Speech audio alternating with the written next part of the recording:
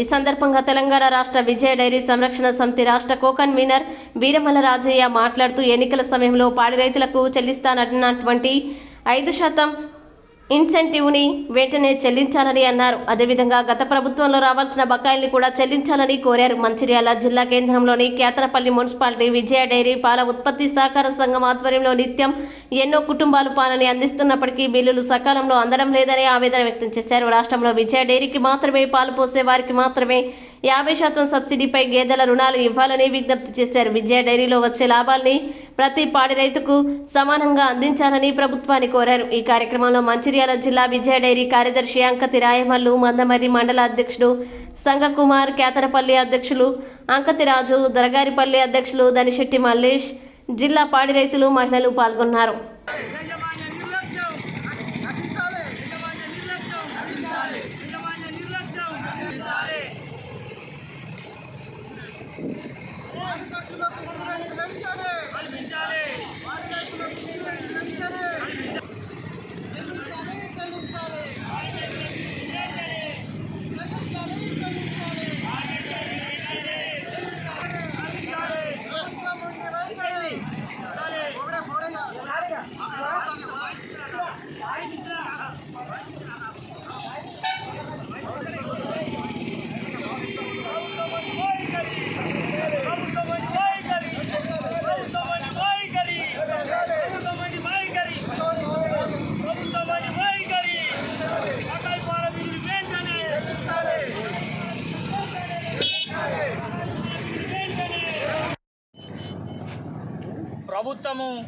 గత ప్రభుత్వము ఉన్నప్పుడు 15 రోజులకు ఒకసారి పాల బిల్లులు ప్రతి నెలకు 2 సార్లు విజయ డైరీ అయిన ప్రభుత్వ రంగ సంస్థ అయిన విజయ డైరీ తెలంగాణ రాష్ట్రంలోని గత ఎన్నో సంవత్సరాల ఉంది.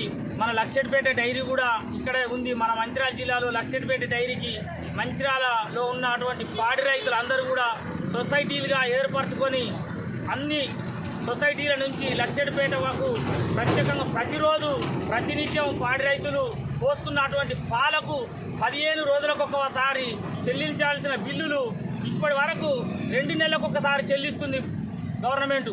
అదే మా పాడి రైతులు 15 రోజులకు ఒకసారి చెల్లించాలని డిమాండ్ చేస్తూ ఈరోజు మంచిర్యాల జిల్లాలోని కేతనపల్లి మున్సిపాలిటీ పరిధిలోని ఈరోజు ఇక్కడ రాస్తారోకో నిర్ణయించడం జరిగింది. ఈ పాడి రైతుల బిల్లులు వెంటనే చెల్లించాలని మరియు పాడి రైతులకు ప్రత్యేకంగా ప్రభుత్వము ఏదైతే ప్రోత్సాహకం కింద లీటర్కు 5 రూపాయల ఇన్సెంటివ్ ఇస్తానని ఒప్పుకుందో అది ప్రభుత్వం వచ్చి గత 8 నెలలు అయినా ఇప్పటి వరకు కూడా ప్రభుత్వము ఏమాత్రం స్పందించకుండా ఈ రోజు వరకు కూడా 5 రూపాయల ఇన్సెంటివ్ను ఎప్పుడు ఇస్తామనేది డేట్ కూడా కనీసం చెప్పడం లేదు. ఉన్న బిల్లులు ఇవ్వటం లేదు. మరియు 2 నెలలకు ఒకసారి ఇచ్చేటువంటి బిల్లును మాకు పాడి రైతులు ఎంతోమంది గవర్నమెంటు బ్యాంకుల నుండి ఇచ్చినటువంటి రుణాలు తీసుకున్న వారికి చెక్ బౌన్స్ అవుతున్నాయి. మరియు వాళ్ళ సివిల్ స్కోర్ పడిపోతుంది.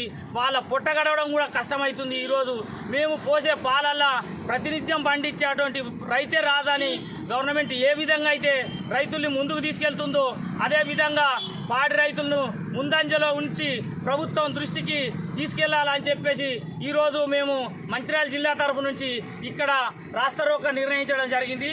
ప్రభుత్వము పట్టించుకొని పక్క రాష్ట్రాల నుంచి తీసుకొచ్చే పాలను ఏదైతుందో అది తగ్గించుకొని మన రాష్ట్రంలో పండించే పంటను పెంచుకున్నట్లయితే రాష్ట్రంలో ప్రత్యేకంగా అందరికీ ఉద్యోగ అవకాశం కల్పించినట్టు, ప్రతి కుటుంబానికి ఉపాధి కల్పించినట్టు ఉంటుందని చెప్పేసి ఈరోజు మనవి చేస్తున్నాం ప్రభుత్వానికి.